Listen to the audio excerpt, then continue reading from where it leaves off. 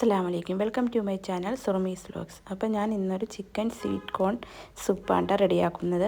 അപ്പോൾ അതിന് വേണ്ടിയിട്ട് ഞാൻ കുറച്ച് ചിക്കൻ എല്ലില്ലാത്ത എടുത്തിട്ടുണ്ട്. പിന്നെ സ്വീറ്റ് കോൺ ചെറുതായിട്ടൊന്ന് മിക്സഡ് ജാറിൽ ചതച്ചെടുത്തിട്ടുണ്ട്. പിന്നെ കുറച്ച് ഫ്രഷ് ആയിട്ടുള്ളത് എടുത്തിട്ടുണ്ട്. പിന്നെ കോൺഫ്ലവർ, ഒരു മുട്ട.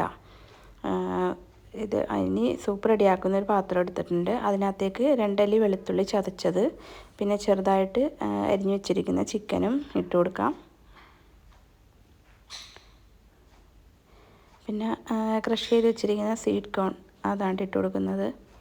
ഇത് ഫ്രഷ് ആയിട്ടുള്ളതാണ് എടുത്തേക്കുന്നത്. ഫ്രോസണും ഇപ്പോൾ കിട്ടും, അപ്പോൾ അതാണെങ്കിലും എടുത്താലും മതി കേട്ടോ. ഇനി ക്രഷ് ചെയ്യാത്തത് കുറച്ച് ഇട്ട് കൊടുക്കുന്നുണ്ട്.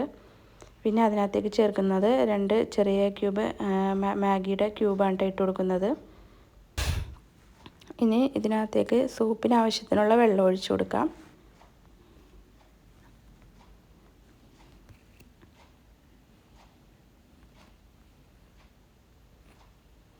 ഇത് ഹെൽത്തി ആയിട്ടുള്ളൊരു സൂപ്പാണ് കേട്ടോ.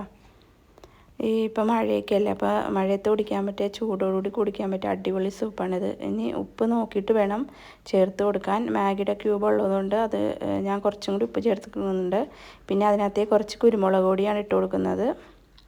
ഇനി ഇത് അടുപ്പത്ത് വെച്ചിട്ട് ഇതൊന്ന് ചൂടായി വരുമ്പോൾ ഇതിനകത്തേക്ക് കുറച്ച് കോൺഫ്ലവറിൻ്റെ പൊടി വെള്ളത്തിൽ കലക്കിയത് അത് ഒഴിച്ചു കൊടുക്കാം.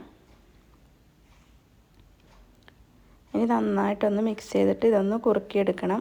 കോൺഫ്ലവർ പൊടി ചേർത്തേക്കൊണ്ട് കുറുകി വരും. അപ്പോൾ ഒരുപാട് പൊടി ചേർക്കണ്ട, ഒരു 2 ടീസ്പൂണൊക്കെ മതിയാവും. പിന്നെ ഒരു മുട്ട എടുത്തിട്ടുണ്ടായിരുന്നു, അത് അടിച്ചത്, അതും ഒഴിച്ചു കൊടുക്കുക. എന്നിട്ട് നന്നായിട്ട് മിക്സ് ചെയ്ത് കൊടുക്കണം കേട്ടോ.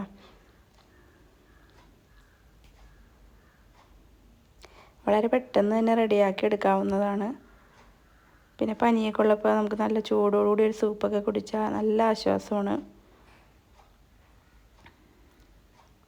പിന്നെ ഇതിനകത്തേക്ക് 1 സ്പൂൺ സോയാ സോസ് ചേർത്ത് കൊടുക്കുന്നുണ്ട്.